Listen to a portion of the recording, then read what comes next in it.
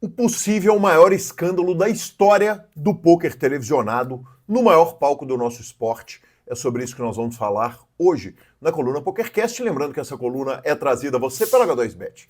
O H2Bet é onde você aposta com total confiança com quem você já conhece, enquanto apoia o PokerCast. O link está na descrição dos nossos programas. Lembrando, as apostas são para maiores de 18 anos. Aposte com responsabilidade e conheça as Super Odds. Nós vamos falar sobre a transmissão que foi feita ontem por mim e por Guilherme Rimbano no PokerGO Brasil. A transmissão foi do evento Millionaire Maker, o evento de número $56.500 de buy-in da WSOP. Os jogadores chave nesse processo são o Jesse e a Ginuma, que foi o vencedor, e James Carroll, que foi o segundo colocado. Eu vou começar pelo meu testemunho, pelo que eu vivi, já que eu estava narrando esse torneio com o super craque Guilherme Rimbano, instrutor do Heroes Poker Team e um cara que eu considero um grande amigo. E a gente estava fazendo a transmissão, um torneio com 11.996 entradas. A gente teve um brasileiro na mesa final, Jacques Ortega, que ficou com a quarta colocação, levando $534 mil. E durante a transmissão, a gente foi conduzindo a narração do torneio, mas ao heads up ser formado, a gente não sabia de uma informação que é fundamental nesse quebra-cabeça que vai levar a possível trapaça, ao possível collusion que aconteceu nesse torneio, que o Jesse e a Ginuma, jogador norte-americano, era o único entre os dois jogadores do Heads Up que tinha um prêmio a mais, que era possível ele ganhar um prêmio a mais, $1 milhão, porque ele era dono de um ticket do clube WPT Gold, que caso ele fosse campeão de um torneio, ele ganharia $1 milhão a mais nesse torneio. Vale a gente lembrar que, pelo título, ele ganhou supostamente, você vai entender o porquê do supostamente ali na frente, $1.255.180 era a premiação da primeira colocação, e a premiação da segunda colocação foi de $1.012.320.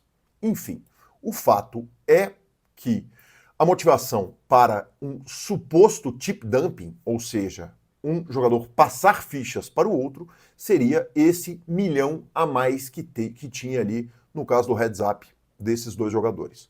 Quando o torneio entrou em heads up, o Carroll tinha uma vantagem superior a 10-1, que ela ainda ficou um pouquinho maior do que 10-1, mas essa vantagem foi revertida e foi revertida com uma série de jogadas muito estranhas de verdade. Teve um monte de mão ali que o James Carroll via um limp ou um raise do adversário, anunciava aumentos em sizes, em tamanhos muito pouco ortodoxos, e o adversário dava outra, né, tribetava, e o Carroll acabava foldando as suas mãos. Foi, de fato, um heads up muito estranho. Eu voltei para assistir a nossa transmissão, voltei também em outras transmissões do mesmo evento, estava todo mundo sem entender o que estava acontecendo naquela reta final, foi muito bizarro de fato. Houve, inclusive, um spot em que o jogador que supostamente deveria perder para que eles ganhassem esse $1 milhão de bônus, ele pega um par de ases e ele anuncia ao indireto, induzindo o adversário ao fold, num jogo que estava sendo muito agressivo e é difícil a gente imaginar um jogador fazendo essa situação. Com relação ao posicionamento do WSOP, a gente está gravando essa coluna agora às 4h55 do dia 26/6, sendo que essa transmissão terminou na madrugada de hoje. Eu e Guilherme Rimbano desligamos os nossos computadores ali entre 1 e 2 da manhã nessa transmissão. A WSOP emitiu uma nota, um tweet, que está aqui na sua tela, dizendo que a WSOP tomou conhecimento que o heads up desse torneio de número 53 pode ter tido uma falha, né, uma quebra nas regras ali, e que nesse momento as premiações do primeiro e do segundo colocados e o bracelete não foram oficialmente entregues aos jogadores que fizeram o heads up. O WPT não emitiu nenhuma declaração até o momento que eu tenha encontrado, até o momento dessa coluna, Eu acho que essa vai ser uma de muitas colunas que nós vamos gravar a respeito desse possível escândalo, já que realmente foi uma parada muito esquisita, muito diferente, muito surreal, e toda a comunidade do poker mundial só fala disso no dia de hoje. E o que está escrito na regra da WSOP sobre collusion e sobre chip dumping? A regra principal que eu encontrei, a regra da seção número 4, a regra 37, que fala o seguinte: qualquer jogador que for julgado ou determinado pelo Harris como estando em collusion com outros jogadores será imediatamente desclassificado e não poderá participar de futuros eventos da WSOP em qualquer propriedade do Harris Entertainment. Além disso, existe um ponto no regramento ali da WSOP que fala especificamente de chip dumping. A regra está na seção 6 das regras e a regra de número 76 diz o seguinte: poker é um jogo individual. Soft play, quer dizer, aliviar o jogo de um para o outro, vai resultar em penalidades que podem retirar dos jogadores as fichas, desculpa, estou fazendo a tradução simultânea aqui, e chip dumping, quer dizer, essa entrega intencional de fichas vai resultar em desqualificação. A gente falou que na regra 4, na seção 4, regra 37, havia ali, ele fala a respeito de collusion no poker, e na definição de collusion no poker está compartilhar informações privadas sobre mãos, jogar light, quer dizer, soft play, dumping proposital de fichas. Ou seja, isso está na definição de chip dumping de poker e manipulação de reta final para beneficiar um jogador específico. E aí a gente sai dos fatos e vamos caminhando para a parte de opiniões, como eu sempre faço nas colunas e sempre faço no PokerCast. Eu sou um grande defensor dos acordos em torneios de pôquer. Eu acho que na hora que chegam dois jogadores numa reta final de um torneio de pôquer, ou 3, ou 5, ou 9 jogadores, como já aconteceram acordos enormes entre 9 jogadores, eu sou um grande defensor dos acordos em retas finais. Afinal de contas, o dinheiro que está ali é o dinheiro deles. Então, na humilde opinião deste narrador, desse podcaster, deste colunista, o que o jogador vai fazer com o dinheiro que é dele, que seria dividido entre eles, só diz respeito a eles. Mas neste caso, a gente está falando de uma situação muito, mas muito diferente. Em primeiro lugar, a gente está numa WSOP em que o Cassino Rio não media acordos entre os jogadores, ou seja, segundo as regras da WSOP, os acordos não podem ser feitos, eles não serão mediados, inclusive tem histórias tristes a respeito disso no passado.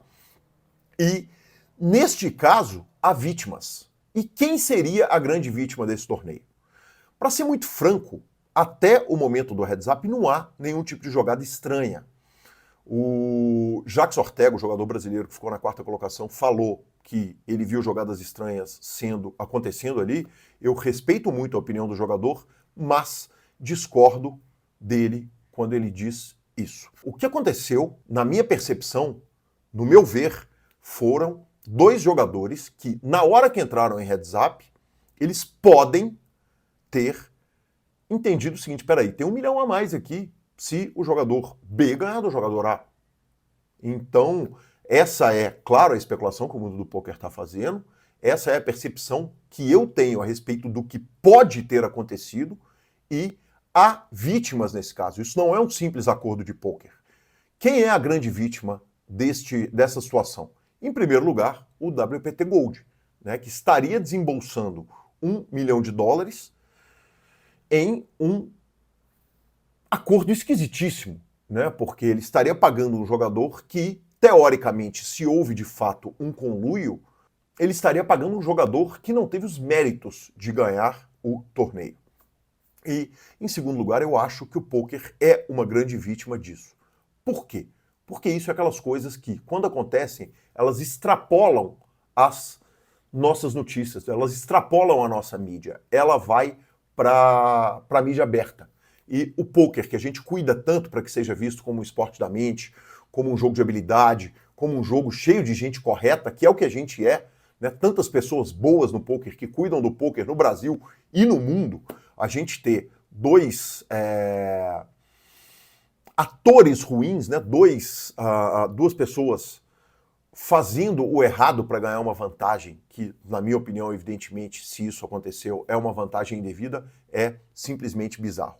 Por fim, é importante que uma investigação seja feita muito a fundo a respeito do que aconteceu na reta final, no heads up do Millionaire Maker, torneio que nós narramos ontem.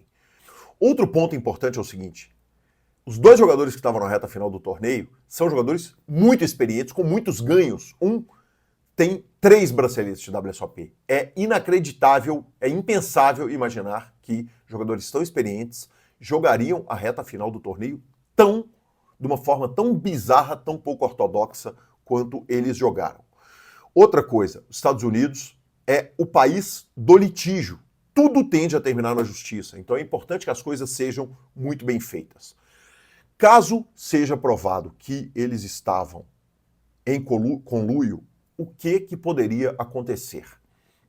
Olha, a impressão que eu tenho é que o natural seria a desclassificação dos dois jogadores. Afinal de contas, é isso que diz a regra da WSOP. É claro que é necessário que tenha provas muito contundentes.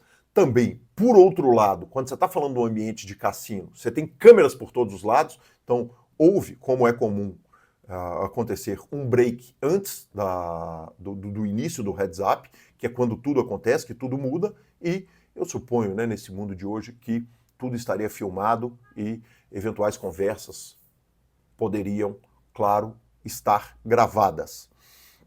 Caso esses dois jogadores sejam desclassificados, seria muito justo que o terceiro colocado, o Joshua Richard, entrasse como o grande campeão do evento e que o jogador brasileiro ficasse com a segunda colocação.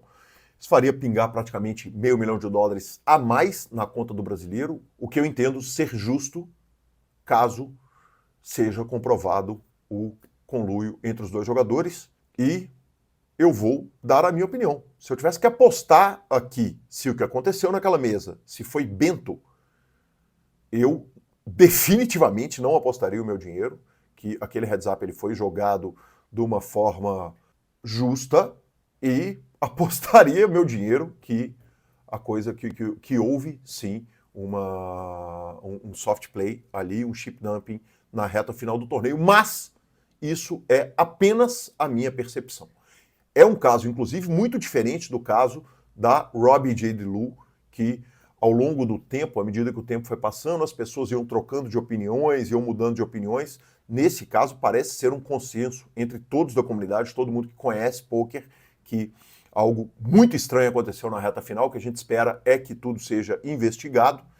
E durante a transmissão não custa a gente lembrar. A gente, em momento nenhum, a gente desconfiou que estava acontecendo um chip dumping, que estava acontecendo alguma coisa de muito errado, mas claro, faltava uma peça importante do quebra-cabeça, que era esse $1 milhão a mais pagos pelo WPT. Ao fim da transmissão, eu disse que, uma certa feita, um jogador carioca, o Cerqueira, falou: Calil, você tem que parar de falar que as coisas são inacreditáveis, porque no poker a gente já viu de tudo.